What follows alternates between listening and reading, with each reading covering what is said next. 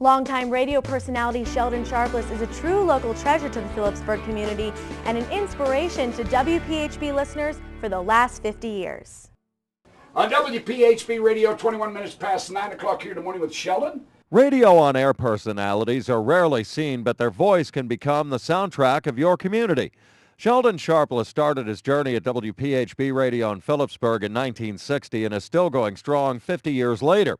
Sharpless said it was his brother Dean, an engineer with WPHB in 1959, who helped him get into the radio business.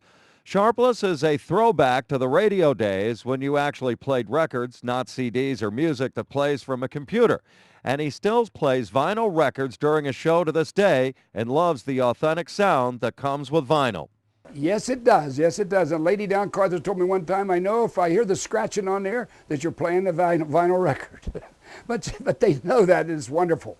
It's wonderful. We asked Sharpless how he has adapted to new formats in the radio business over the years. These new stuff that they come out with now, the new CDs, I'm used to playing the old vinyls, the old 78s, 33s, 45s, but I love this new setup where you don't have to worry. But you know, you come back here to try to find a record, it's something else. Sharpless says there are many keys to his longevity. I love country music, first of all. Love country music. And you're born and raised in country music, and I love it, I guess. And I like people. You know, I like dealing with people. And I don't know, I just enjoy doing what you're doing. Not one morning do I ever get up regretting to come to work. Not one time. Gina March grew up in Phillipsburg listening to Sharpless, knowing his incredible impact on the community. March now works at WPHB with Sharpless and has a new appreciation for him and his impact on the community.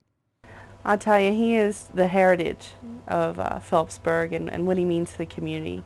And it's really an honor and a privilege to work alongside Sheldon. And I'll tell you, the mornings are so busy from 6 a.m. to 10 a.m. during his show.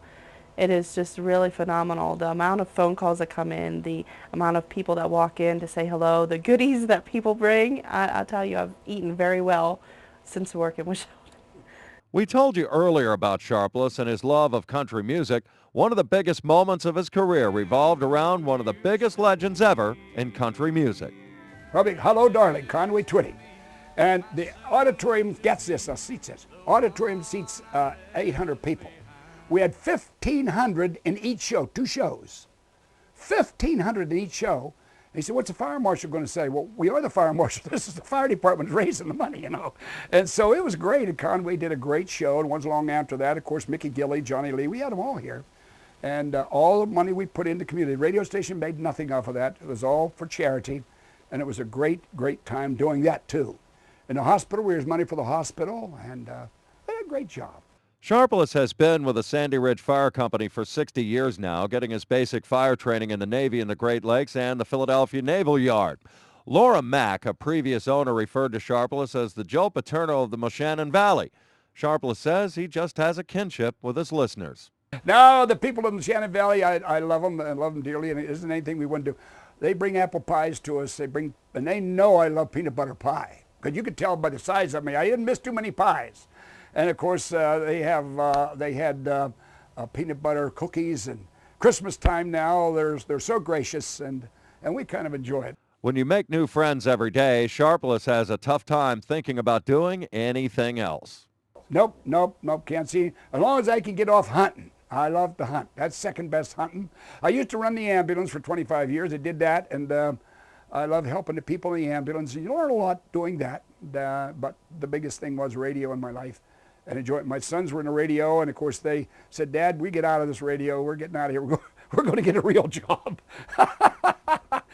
For the center of it all, I'm Jed Donahue. Coming up, a special behind-the-scenes performance and interview with musician Scott Mangine.